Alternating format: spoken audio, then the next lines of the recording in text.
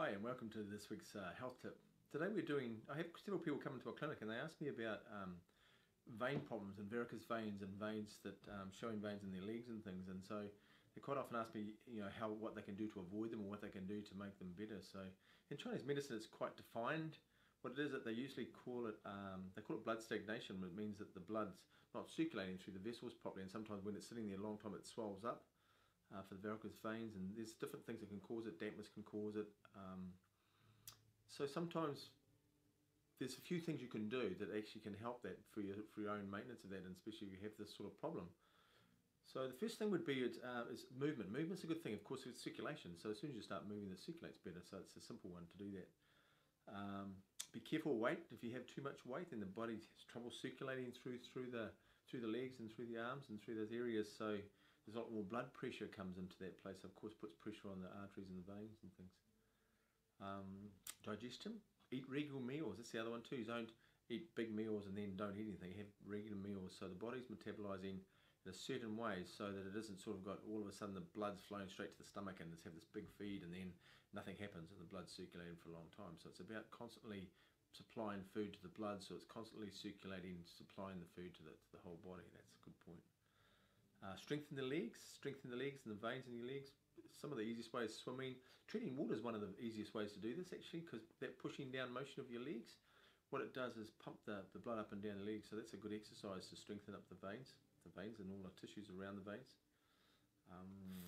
What else? Raising your legs. Make sure when you sit down, if you're sitting down on the couch, have one of those stools and put your feet up in the air, or if you're in bed, put them up on a cushion so you have your legs higher than the rest of your body so the blood doesn't rush down to your legs. Probably do more lying down and walking than sitting and standing. That's a good one, isn't it? So more lying this way, and you can understand it's pretty logical why. And when you're walking, of course, you're circulating, but lying down is this way. But if you've got your feet down, of course, all the blood runs to your feet, and so the circulation and all the gravity keeps pulling the blood down inside your body. So it'll help the swelling up, and it also causes edema, or can help to cause edema. Deep breathing exercises. If you breathe deep, long, slow, quiet breaths, what it does is help the circulation of the blood as well. It helps the heart and helps the circulation of blood.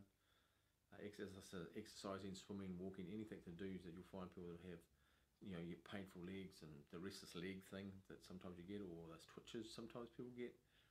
Exercising things not always fix it, but it's always helpful to get the circulation going. Wearing constrictive clothing, tight clothes or tight shoes, tight socks that can cut off the blood circulation in your legs. What else? So the other thing would be to avoid heat. Would be to avoid very hot temperatures. Hot temperatures will do the same thing. It stops the blood circulating through the body and can cause all sorts of things. And the big one, I think, with circulation things is when you go into planes, is they're giving compression socks. And compression socks are fantastic. I don't know if you know how they work. They're a must. I always wear them, and there's a couple of things I always do on flying, and one of them is compression socks. What that does is keep the legs from swelling. What it does is stop when you're sitting down with your feet hanging down for a long time. The blood rushes down the veins, and the veins actually expand. And so what happens with all the veins that expand because they're just sitting there, there's no movement, that the heart has to move faster. It has to circulate more because the veins are expanded, so there's a lot more room, so it has to pump harder. That's why one of the reasons why you get tired on planes, not only the thrombosis you get on the planes, but it's how much fatigue it creates you, because you actually work your heart. If you take your heart pulse, you'll find your heart's beating a lot quicker because it's having to pump blood through a lot more in your body because all the veins have expanded. So part of those socks are a fantastic idea. So what it does is contract that, so stop them swelling up, of course, so then your heart doesn't move so fast. So that's one of the things why you wear them, besides the obviously the other medical applications for them. I think that's probably enough. I'll probably keep you busy anyway. Keep you busy getting rid of those things. But it's about maintenance, especially if you have it. Sometimes it can be something of your own. For some people, it's about the body producing blood, and sometimes it's about the body circulating the blood. And either way, both those things, by the way, are really treatable by Chinese medicine. Acupuncture is fantastic for it. Chinese herbs, like behind me. There's a fantastic formulas that help the blood circulate through your body without taking warfarin or any of the blood thinners to what's normally given out in Western medicine. So there's a lot of natural ones you can do to keep the blood circulating without having those that are probably less harmful to your body. So that's about it. And so keep walking, keep exercising, keep them moving.